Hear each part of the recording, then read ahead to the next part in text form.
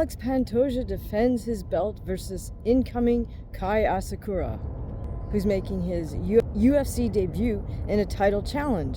Now that's rather unprecedented, but Kai ASAKURA is a two-time Rizin champion at that weight. And he's actually quite the superstar over in Japan, so he does bring a lot of eyeballs with him to the UFC. I think this is a great matchup because these two fighters are so evenly matched in certain aspects. Let's start with the champ. So Pantoja puts together his punches, his strikes really well. He puts together very sound combinations. Pantoja has a very strong wrestling background and is able to secure takedowns, and then of course on the ground he's fantastic with his submission game. Pantoja is incredibly patient and confident on the ground, so even if it looks like he's in a bad position, he's able to ride that out and then in the end secure a finish. Now it looks like in this matchup ASAKURA has a bit of a size advantage.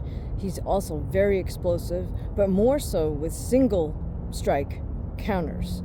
ASAKURA is excellent at either throwing a single hard counter shot to take somebody out or a simultaneous counter shot. In other words, he has the cojones to strike while you're striking at exactly the same time, and he'll sometimes secure that one punch, one kick KO. Now, one of ASAKURA's best weapons is his right knee to the body, and he throws that when his opponent overshoots, for example, say with a right hand, and leaves himself extended out there. With that knee to the body, typically his opponent will just crumple to the ground, and then Kai will finish them with ground and pound as they're not able to defend themselves, they're just crumpled up into a ball. Now, one area of concern for me with Kai is the fact that in Asia, they're allowed to kick and knee a downed opponent. You're allowed to soccer kick somebody in the head.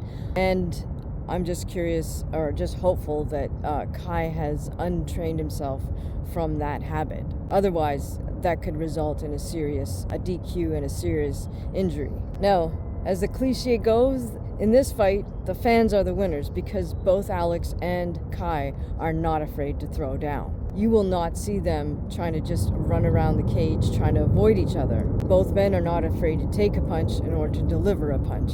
But I think the main differentials are Pantoja's ground game with the jiu-jitsu, because Kai's comfortable just defending from a bad position, but he doesn't really go for the reversal from the bad position to get the submission on his opponent. He just tries to ride out that bad position and return to his feet.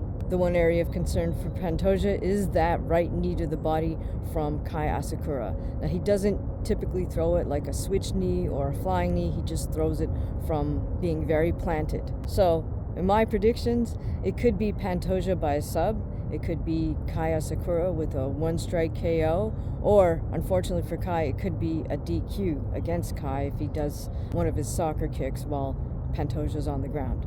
How do you see this fight playing out? Let me know in the comments.